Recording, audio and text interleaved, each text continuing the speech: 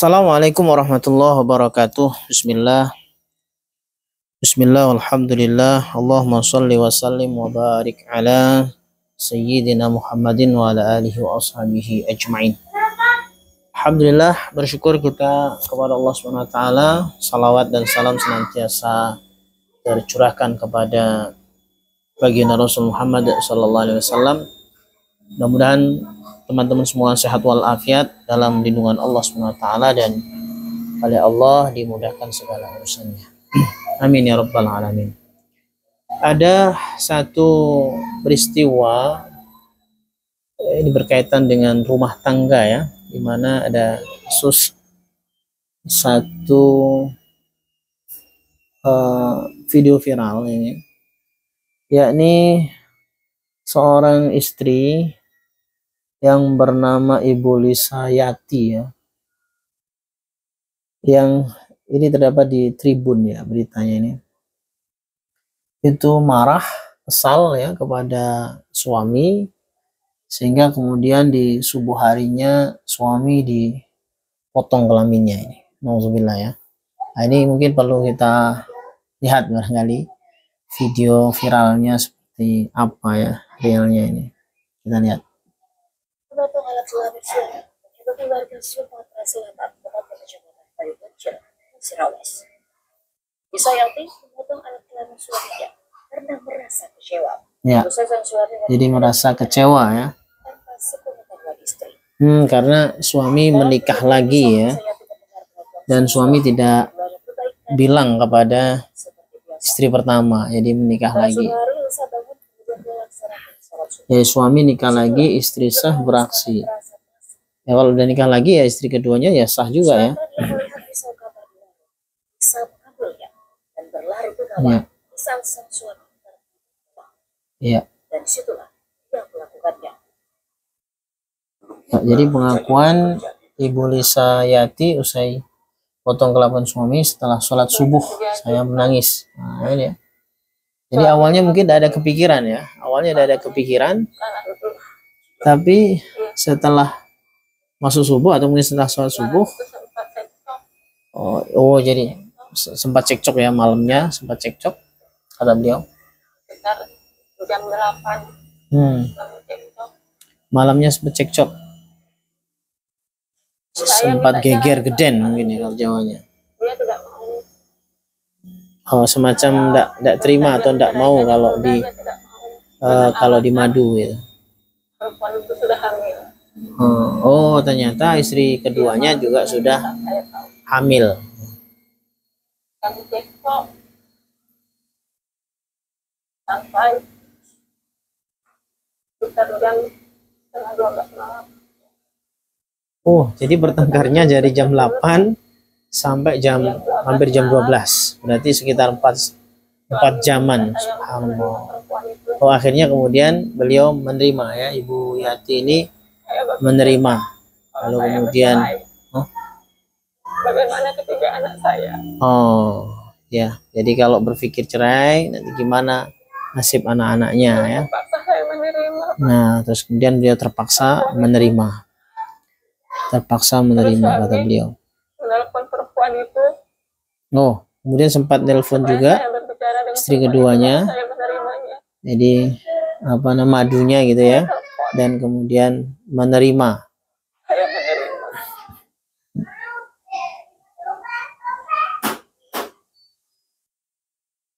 Selesai itu kami berdamai, Pak. Jadi sempat damai ya sama suami, sempat damai, sempat ikhlas lah bahasanya mungkin gitu ya, ridho. Tapi siapa yang tahu di dalam hati ya? Siapa yang tahu di dalam hati? Mungkin saat itu tidak ada kepikiran sama sekali untuk melakukan tindakan itu, ya, untuk melakukan tindakan potong kelamin suami, ya. Tidak ada kepikiran mungkin ya saat itu, ya. Kami tidur, kami sempat berhubungan. Bahkan sempat berhubungan suami istri di malam itu. Saya terbangun saat azan subuh. Jadi istri terbangun saat azan subuh, kemudian sempat sholat subuh juga. Setelah saya beres-beres warung. Oh, beliau punya warung. Lalu beres-beres warung dan Tidak terima. oh, Masya Allah, begitu luar biasa ya. Jadi bisikan syaitan itu Spontan saya melihat Qatar di terhadap warung. syar ya, terhadap kejahatan, Terus saya keburukan langsung ya, Bapak. kebatilan, kemaksiatan, kezaliman itu ketika melihat apa tadi cutter ya, melihat silat cutter besar, silat besar. Kemudian baru muncul pikiran itu dan akhirnya spontan cepat tindakan itu. Masya Allah. Baik, oke. Bisa kita pahami ya. Jadi cerita dari beliau ini ya. Oke. Dia lagi tertidur terus, Pak. Oke. Baik, itu ya, sahabat ya. Jadi ini beliau sholat ya, sholat warga muslim lah yang taat kepada Allah Subhanahu wa taala. Kemudian awalnya dia ada kepikiran, nah, disitulah syaitan membisikkan di waktu apa itu namanya, beliau diingatkan kepada emosional semalam, nggak terima, dan spontanitas ada alatnya, alat cutter. Nah itu juga syaitan menghiaskan itu supaya bagaimana spontanitas dengan cepat ya, Ibu Yati ini kemudian nafsunya, syahwatnya atau kebenciannya tadi muncul lagi, padahal semalam katanya sudah damai. Akhirnya dimunculkan lagi dan spontanitas dengan cepat, sementara suami belum bangun, capean, belum sholat subuh ya. Ya Allah, akhirnya kemudian terjadilah pemotongan itu. Nauzubillah min dzalik. Jadi ya tentu ini jangan sampai terjadi ya pada keluarga-keluarga yang lain ya. Bagaimanapun harus ada keputusan secara syariat, keputusan secara Islami. Kalau ada satu masalah dalam rumah tangga, taruhlah seperti yang terjadi kepada Ibu Yati ini ya. Kalau kemudian memang ada uzur syar'i, tapi yang jelas kan suami bukan zina tapi menikah lagi misalnya. Kecuali kalau kezaliman, pemukulan, tidak memberikan nafkah, kemudian zalim suami, maka boleh istri itu mengajukan cerai, khulu. Bahkan sangat dibolehkan itu ya. Kalau kemudian suami membahayakan nyawa, membahayakan atau bahkan tidak memberikan nafkah lahir batin atau bahkan kemudian zalim ya secara sikap kepada atau tindakan kepada istri, maka istri boleh ya, bahkan dianjurkan silahkan untuk kemudian mengajukan khulu, mengajukan cerai gitu.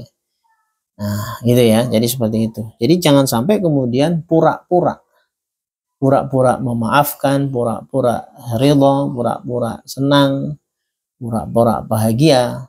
Nah, itu tentu tidak enak kalau dalam rumah tangga itu pakai menggunakan pura-pura, perasaan pura-pura. Nah, padahal Rasulullah pernah menyebutkan tentang perihal istri yang solehah, dan ini tentu menjadi idaman semua laki-laki, para suami yang soleh, para suami yang ingin mencari kebahagiaan, itu pasangannya adalah pasangan yang solehah. Bahkan Rasulullah pernah mengatakan, ala ukhbiruka bi khairi ma yaknizul mar'u. Maukah kamu kuberitahukan yakni simpanan yang paling baik, tabungan yang paling baik. Nah, ini Rasulullah pernah sampaikan kepada Umar bin Khattab. Ya, lalu kemudian yang Rasulullah mengatakan al mar'atus salihah. Tabungan terbaik suami bukan uang, bukan kendaraan, bukan rumah mewah, bukan tanah, ya. Tetapi tabungan yang paling baik, utama itu adalah istri yang solehah. Bagaimana istri solehah? Rasulullah menyebutkan beberapa ciri. Kemudian, idza nazara ilaiha sarrathu. yakni apabila kemudian suami memandangnya, melihatnya, maka suami menjadi senang. Jadi tidak ada unsur membahayakan sama sekali, apalagi sampai kemudian memotong. Kan fatal ya kalau kemudian sampai seperti itu. Ya harus bertanggung jawab ya, artinya dunia akhirat. Kalau kemudian bertobat ya bukan nggak cukup hanya sekedar bertobat, kepada Allah, tetapi bertobat kepada meminta maaf ya, dengan mencari ridhonya suami. Ya, ini jadi mencari ridhonya suami. Nah, kita tidak tahu kelanjutan Ibu Yati dan suami ini apakah kemudian akhirnya bercerai atau kemudian bersatu. Ini kalau teman-teman ada yang tahu bisa komentar ya. Nah, bisa mungkin ada video lain yang menunjukkan bahwa akhirnya berdamai keduanya. Nah, tapi yang jelas itu menyenangkan. Artinya tidak ada membahayakan, unsur membahayakan selama berumah tangga saling ikhlas, saling ridho. Ya, dan kalau sudah seperti ini ya tentu harus mencari ridhonya suami. Karena apa?